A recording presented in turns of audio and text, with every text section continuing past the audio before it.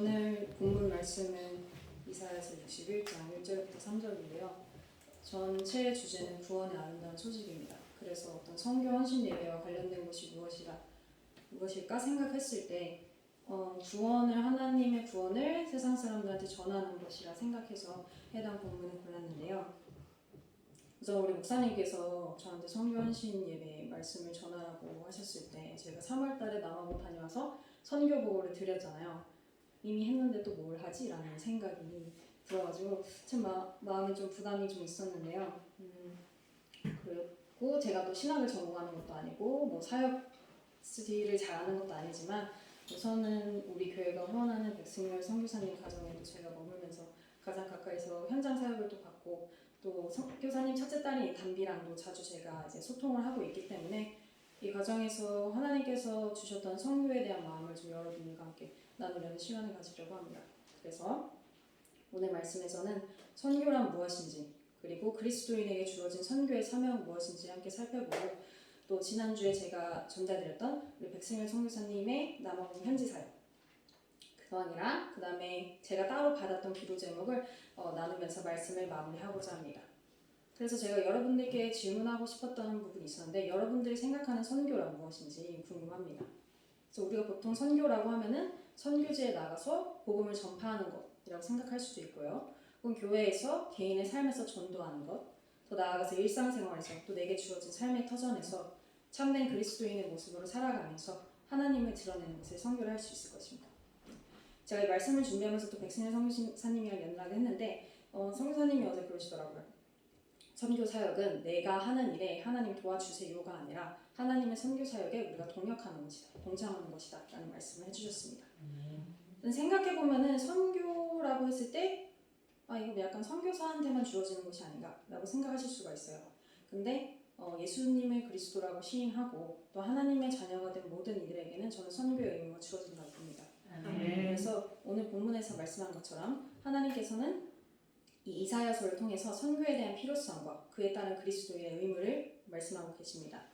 자, 그러면 이런 의무가 어디 나타나 있는지 한번 살펴볼 텐데요. 이사야서 43장 8절부터 12절에 그리스도인에 대한 선교의 의무를 하나님께서 이렇게 말씀하고 있습니다. 눈이 있어도 보지 못하고 귀가 있어도 듣지 못하는 백성을 이끌어내라. 열방은 모였으며 민족들이 회집하였는데 그들 중에 누가 이 일을 알려주며 이전 일들을 우리에게 들려주겠느냐. 그들이 그들의 증인을 세워서 자기들의 옳음을 나타내고 듣는 자들이 옳다고 말하게 하여보라. 나 여호와가 말하노라. 너희는 나의 증인 나의 종으로 택함을 입었나니 이는 너희가 나를 알고 믿으며 내가 그인 줄 깨닫게 하려 함이라. 나의 전에 지음을 받은 신이 없었느니라. 나의 후에도 없었으리라. 나 곧 나는 여호와라. 나 외에 구원자가 없느니라. 내가 알려주었으며 구원하였으며 보였고 너희 중에 다른 신이 없었나니 그러므로 너희는 나의 증인이요 나의 하나님이니라. 여호와의 말씀이니라. 네, 이사야 43장 8절부터 12절에 그래서 이렇게 말씀하고 계시죠. 눈이 있어도 보지 못하고 귀가 있어도 듣지 못하는 백성을 이끌어내라. 그리고 나 여호와가 말하노라. 너희는 나의 증인 나의 종으로 택함을 입었나니 그러므로 너희는 나의 증인이요 나는 하나님이라.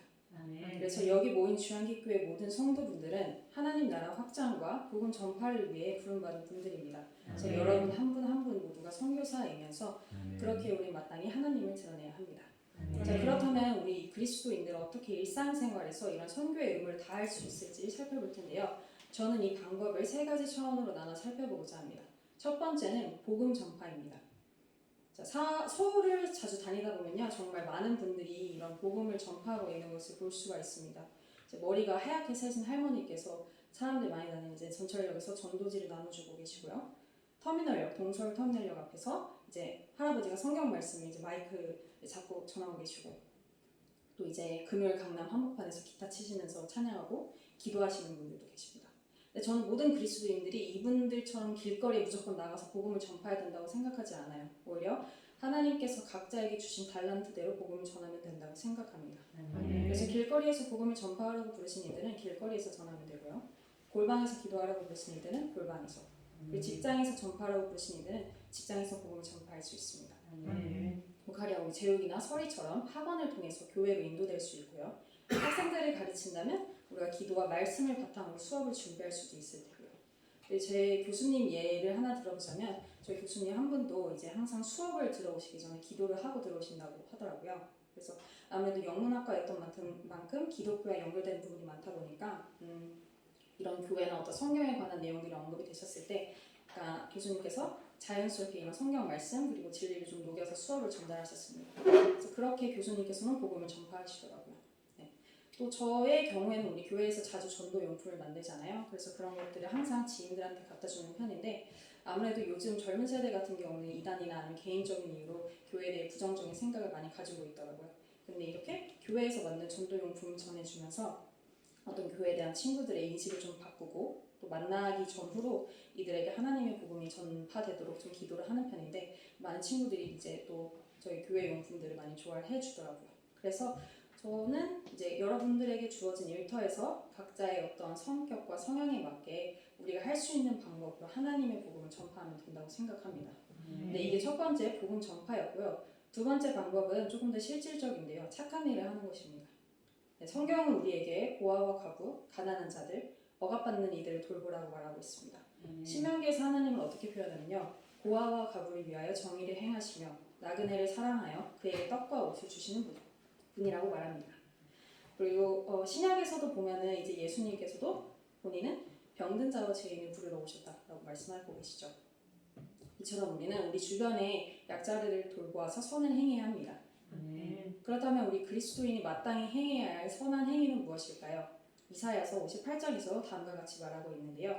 자, 이사야서 58장에서는 여호와께서 기뻐하시는 금식, 즉 타인을 의식한 착한 행위가 아니라 진정한 선행에 대해 다음과 같이 말하고 있습니다.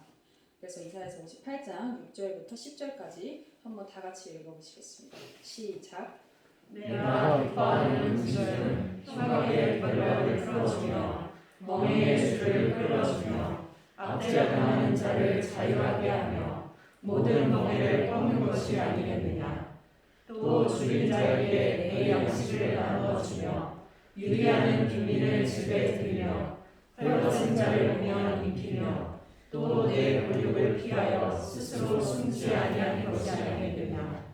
그리하면 그의 빛이 새벽같이 비칠 것이며 내 실과 구속할 것이며 내 공의가 내 앞에 행하고 여호와의 영광이 내 뒤에 통일하리니 내가 부를 때에는 나 여호와가 응답하겠고 내가 부르짖을 때에는 내가 여기 있다 하리라. 만일 내가 너희 중에서 멍에와 손가락질과 험한 나를 제하여 버리고 줄인 자에게 내 심정을 통하며 괴로워하는 자의 심정을 만족하게 하면 내 빛이 흑암 중에서 떠올라 내 어둠이 낮과 같이 될 것이며.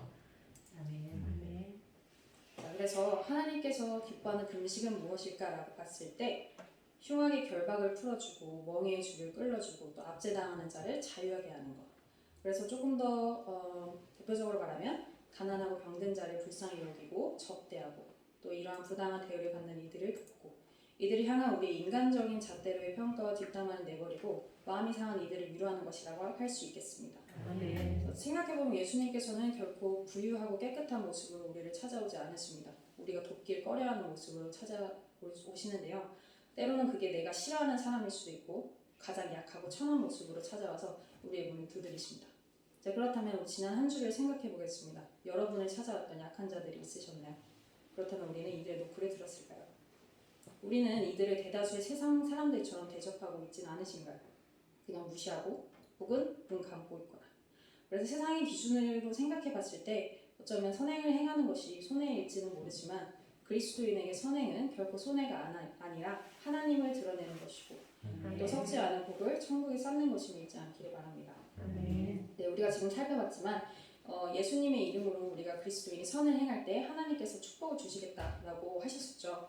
방금 읽었던 것처럼 우리의 빛이 새벽같이 비칠 것이고 치유가 급속할 것이고 내 공의가 내 앞에 행하고 여호와의 영광이 내 뒤에 호위하리니 내가 부를 때에는 나 여호와가 응답하겠고 내가 부르짖을 때에는 내가 여기 있다 하리라.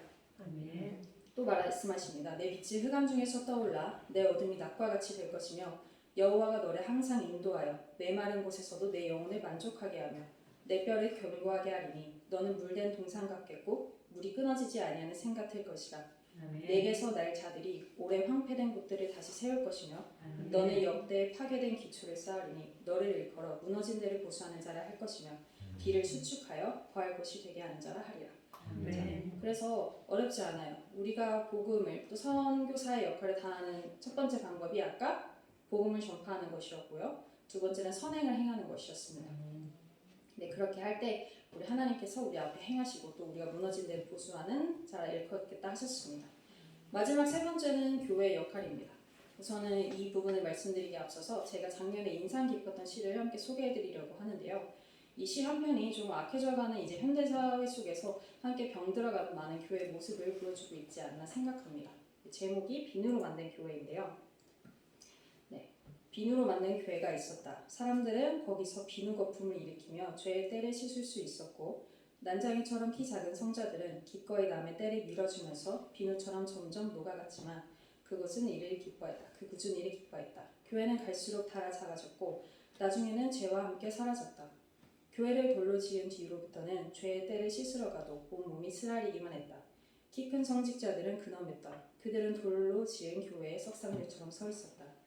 갈수록 돌의 교회는 기암 괴석들처럼 불어났고 나중에는 폐허가 된 공중 목욕탕처럼 관광객들이 찾는 텅 빈 명소가 되었다. 후에 사람들이 말하였다. 비누로 만든 교회의 시절에는 성자들이 있었으나 돌의 교회는 성직자들만이 있었다고. 그래서 우리가 만들어 가야 하는 교회는 어떨까? 과연 반성하게 만드는 그런 시라고 생각을 했었는데요. 생각해보면 우리가 만들어 가야 하는 교회는 죄인들이 찾아와 회개하고 또 세상이 외면한 이들을 품어주는 안식처가 되어야 합니다. 이미 구원받은 성도들끼리만 교제하고 존경받는 사람만 모이는 그런 장소가 아니라 그리스도인으로 변화될 사람들이 더 많이 모이는 장소가 되어야 합니다. 따라서 우리는 이러한 교회를 하나님의 말씀과 사랑을 기초로 세워나가야 하고요. 또 지역사회를 섬기고 본이 되어서 많은 이들이 우리 교회를 보고서 하나님께 나올 수 있도록 해야 합니다. 이처럼 제가 세 가지를 말씀드렸죠. 우리 모두는 부름받은 선교사이면서 또 복음 전파에 힘쓰고 착한 일을 행하고 우리 교회를 말씀 위에 세워나가야 할 줄 믿습니다. 네, 그럼 이제 마지막으로 백승열 성교사님께서 전해주신 이런 선교 현황이나 기도 제목을 나누면서 설교를 마무리하고자 합니다. 지난주에 제가 단톡방에도 올렸고 목사님께서도 말씀을 해주셨는데요. 지금 많이 남아공에서도 파업을 하고 있다고 했었죠. 업데이트된 근황을 말씀드리자면 우선은 이제 택시 노조에서 14일간 잠시 이런 파업을 멈추겠다, 잠시 쉬겠다라고 말했고 그동안 이제 다시 지역 사회들 조금 재정비해 나가고 있다고 합니다. 이렇게 된 이유에는 영국에서 오신 외국인이 있었는데 그분이 이제 이 택시 파업으로 인해서 목숨을 잃으셨다고 해요. 그래서 이제 이게 외교 문제로까지 번질 수 있는 상황이라서 이제 이분들이 국민들이 이렇다고 군대도 같이 동원될 수 있겠다라는 생각이 드시면서 조금 멈칫하는 것 같고 또 두 번째로는 이제 이 국민들도 이렇게 위협적으로 시위하는 것이 자국민들한테도 또 본인들한테도 안 좋다라는 것을 인식을 하기 시작했대요. 네. 그래서 이런 큰 변화들이 있었다라고 생각하고요. 우선 파업은 멈췄지만 여기 저희가 남아드린 선교 편지에 나왔던 것처럼 이미 많은 공공 기물들이 불탔어요. 학교도 불탔고 무료 보건소도 불탔고 뭐 집도 불탄 곳이 많고요. 그래서 다시 이것들을 조금 회복해 나가야 하는 시점입니다. 그래서 아까 우리가 말씀을 살펴본 것처럼 우리가 역대 황폐화된 곳을 하나님께서 너희 그리스도인들을 통해 다시 회복시키겠다라고 하셨던 것처럼 우리가 물론 가서 일을 할 수는 없겠지만 기도로서 이러한 지역사회를 재건하는데 도움을 드릴 수는 있겠죠. 그래서 이런 부분들은 자세하게 제가 다시 단톡방에 올려드렸으니까 그 부분들을 살펴봐 주시면 될 것 같습니다. 네, 그래서 우선은 이런 선교 사역지에 대한 기도 제목을 다시 한번 말씀드리겠습니다. 우선 첫 번째는 선교사를 위한 기도가 있었는데요.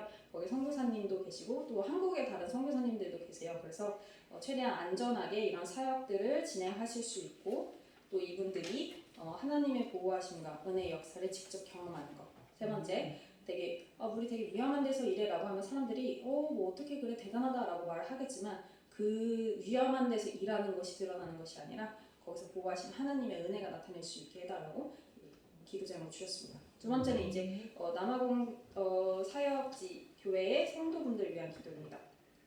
말씀드렸던 것처럼 이제 이 택시가 파업을 한 이후에 일자리를 가지 못하시는 분들도 있고 그래서 많이 생필품이나 이런 것들이 떨어지고 있고요. 다행히 교회 아이들 학교는 가고 있다고 합니다. 근데 아무래도 일자리를 조금 가기 어려워하시는 분들도 있고 그래서 이제 다른 한 교회 목사님 댁에서 조금 모여가지고 거기서 이동하신다고 하는데 이러한 가정 속에서 굶거나 혹은 옷이 해지거나 혹은 많은 어려움을 겪지 않도록 오히려 하나님께서 광야에서 이스라엘 백성들을 보호하시고 더 이렇게 빛나게 해주셨던 것처럼 오히려 이 빈민촌에 있는 교회잖아요. 이 교회의 사람들의 성도분들이 오히려 그렇지 않은 사람들보다 훨씬 더 빛나고 또 모습에서 하나님의 영광을 나타낼 수 있도록 기회도 해주시면 좋을 것 같습니다. 그래서 선교사님께서는 이렇게 쓰셨어요. 초대교회에 있었던 돌봄과 나눔의 기적을 경험하기를 어려움에도 믿음을 잃지 않고 서로를 의지하기를 그리고 성도분들이 아무래도 교회 나가기가 힘들잖아요. 그리고 하나님을 원망할 수도 있을 상황이죠. 사실 나의 가족들도 목숨을 잃은 경우도 있고 또 내 생계에도 위협을 받는 상황이니까. 근데 이 과정에서 믿음을 잃지 않고 오히려 하나님의 은혜를 더 경험하고 평강 안에 있을 수 있기를 그러한 기도를 주셨습니다. 또 세 번째는 이제 사역지를 위한 기도인데요. 네, 우리 빈민촌의 교회 외에도 이제 어린이 선교원이 있습니다. 그래서 이러한 어린이 선교원이 지역의 학교랑 유치원 예배 현장이 될 수 있고 또 10대 미혼모들의 피난처가 될 수 있기를 또 이들을 통해서 또 하나님이 역사하시기를 바란다라고 기도 제목을 전달해 주셨습니다. 그래서 이런 부분들을 여러분께서 그냥 단톡방에 한번 들어가셔서 그냥 쭉 읽고 마지막에 기도해 주시면 좋을 것 같습니다. 네. 그래서 사실 생각해보면 우리가 물질적인 후원도 중요하지만 더 중요한 것은 기도라고 생각이 돼요. 그래서 어쩌면 선교사를 후원한다는 것이 단순히 선교 헌금을 보내고 끝이라는 게 아니라 우리 주양기 교회가 남아공에서 선교하는 것이랑 마찬가지거든요. 그래서 백승열 선교사님 가정이 심는 열매가 우리 교회에도 같이 심는 거예요. 그리고 그곳에 세워진 교회와 성도들이 곧 우리 주양기 교회 성도분들이거든요. 그러니까 우리 만약에 우리 지체들이 생계의 위협을 받고 무엇보다 믿음을 지키기 어려운 상황에 있다면 그냥 다른 나라 일로 치부하는 것이 아니라 정말 그들의 생활이 안정되고 또 그들이 영적 싸움에서 승리할 수 있도록 합심해서 기도를 해주셔야 합니다. 그래서 예수님께서 중보기도에 힘이 크다고 하셨던 것처럼 우리가 이들의 삶과 신앙을 위해 기도할 때 조금 선교지를 후원하는 그 교회 역할을 진정으로 다하는 것이지 않나라고 생각이 듭니다. 네. 다음에 이제 제가 개인적으로 이제 기도 제목을 받은 건데요. 우선은 첫 번째는 이제 담비 제 뒤에 보이시죠? 잘 안 보이시나? 저기 끝에 초록색 입은 친구가 담비고요. 안겨 있는 애가 아름이고 이제 끝에 이 친구가 하나예요. 네. 좀 더 컸는데요. 아름이 아름이 아주 씩씩합니다. 제일 씩씩해요. 네. 그래서 우선 선교사님이 주신 기도 제목은 이제 담비가 이제 6학년이에요. 그래서 이제 중학교를 가야 하는데 중학교를 가기 위해서 지금 이사갈 집을 알아보고 계시다라고 하시더라고요. 근데 사실 이사를 가면은 아무래도 집이 좁아질 수밖에 없는데 사실 여기 남아공에서 집은 엄청나게 큰 의미를 가지고 있습니다. 모든 고등학교까지 모든 학교들이 다 2시면은 끝나요. 너무 위험하니까. 해가 지기 전에 다 우선 집을 가야 되고요. 그리고 제가 잠깐 3주 동안 가 있었잖아요. 집 앞에 슈퍼를 나갈 때 무조건 차를 타고 가야 됩니다. 그냥 집 밖으로 나가기가 조금 그래요. 그래서 남아공 현지 사람들도 사실 위험하고요. 그래서 우리 신학원에 다니시는 다른 성도님들 중 한 분도 이 신학원에 왔다가 집으로 돌아가는 길에 사실 칼에 찔리셨었거든요. 제가 있을 때도.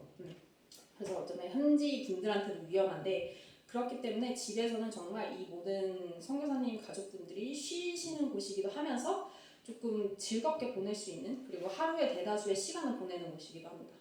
우리 가령 학교 끝나는 친구들은 학교가 끝나면은 뭐 친구들이랑 놀러 갈 수도 있고 아니면 뭐 문구사를 갈 수도 있고 편의점을 갈 수도 있잖아요.